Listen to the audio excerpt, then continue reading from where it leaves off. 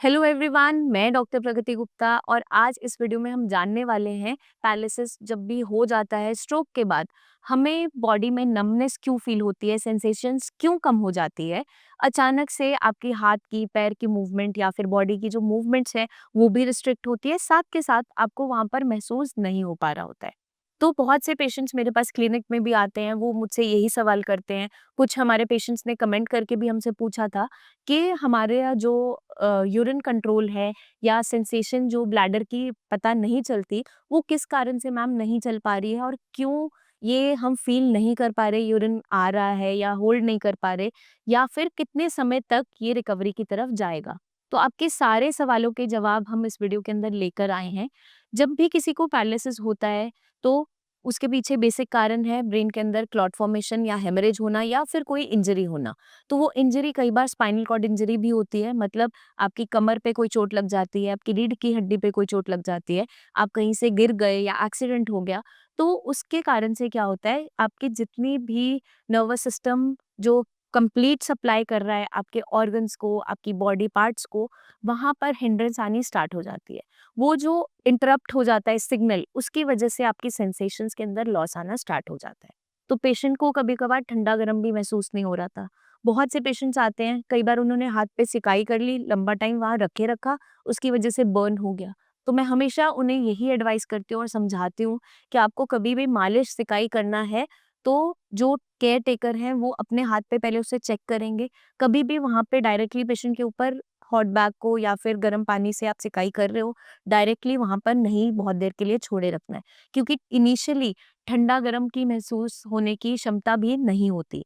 न्यूरैल्जिक condition बन जाती है, जिसकी वजह से आपको सेंसेशंस या तो कम फ़ील होती है या फिर वहाँ पर झनझनाहट या फिर बर्निंग टाइप सेंसेशन महसूस होती है। तो बहुत से पेशेंट्स कंप्लेन करते हैं कि मैम हमें पेशाब का मालूम नहीं पड़ता। अगर पेशाब आता है, थोड़ा बहुत हमें हल्का-फुल्का वहाँ पे लगता है कि कुछ ऐसा महसूस हो रहा है पेट में, लेकिन हम उसको कंप्लीटली फ़ील नहीं कर पा रहे होते हैं। बहुत से पेशेंट्स कैथेटर पे होते हैं, यूरिन कैथेटर बहुत लंबे समय तक उन्हें लगा हुआ है, जब तक वो बेड रिडन थे।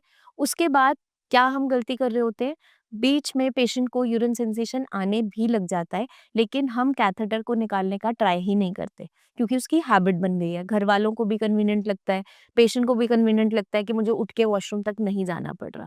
लेकिन वो सबसे बड़ी गलती हमारी होती है। जो भी पेशेंट कैथेटराइज्ड हैं, जो यूरिन कैथेटर का यूज़ कर रहे हैं, उनको 10 से 12 दिन में कैथेटर को चेंज करते रहना है, क्योंकि वो यूरिन में इन्फेक्शन भी कॉज़ करता है, जिसकी वजह से आपको वहाँ पर इरिटेशन होना या फिर सेंसेशन लॉस होना, ये सब कुछ होना स्टार्ट हो जाता है।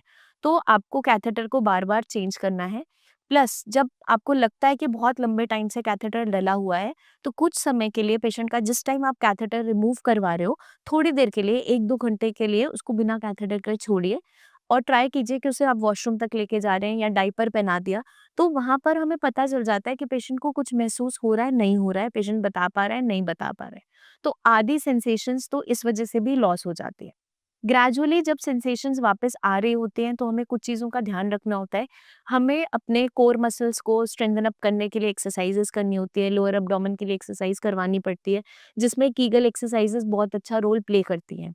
जिन पेशेंट्स में कमर से नीचे का हिस्सा पूरा सुन्न हो जाता है, जिसमें पैरालिसिस हमें देखने को मिलता है, आपका पैरालिसिस मिलता है या पैराप्लेजिया मिलता है, बिल्कुल भी महसूस नहीं हो रहा, उसमें भी over the period of time जहाँ पे आपके नर्व्स के अंदर इन्फ्लेमेशन कॉज़ हुई है, सूजन आई है इंजरी की वजह से, जैसे-जैसे वो इन्फ्लेमेशन चली जाती है, वहाँ की सूजन हट जाती है, ग्रेजुअली आपकी सेंसेशन वापस आनी स्टार्ट हो जाती है। तो इसके लिए हमें क्या करना है, एक हेल्दी डाइट का इस्तेमाल करना है, जिसके अंदर विटामिन्स, मिनरल्स भरपूर हों, ताकि आपकी नर्व्स को स्ट्रेंथ मिलती रहे। साथ के साथ आपको एक्सरसाइज़ेज़ बिल्कुल नहीं छोड़नी है और प्रैक्टिस करते रहना है। पेशेंट को हमें ट्राई करना है कि वॉशरूम तक हम उठाकर लेकर जा रहे हैं, उसे भले महसूस नहीं हो रहा, बट उसे थोड़ी देर वहाँ पे बिठा के रखना है, ताकि यूरिन मोशन वो पास कर सके। तो ग्रेजुअली इस तरीके से आपकी सेंसेशंस धीरे-धीरे वापस आती चली जाती है। क्योंकि बहुत से हमारे पैरालिसिस के पेशेंट थे, जिनको कमर से नीचे कम महसूस होता था।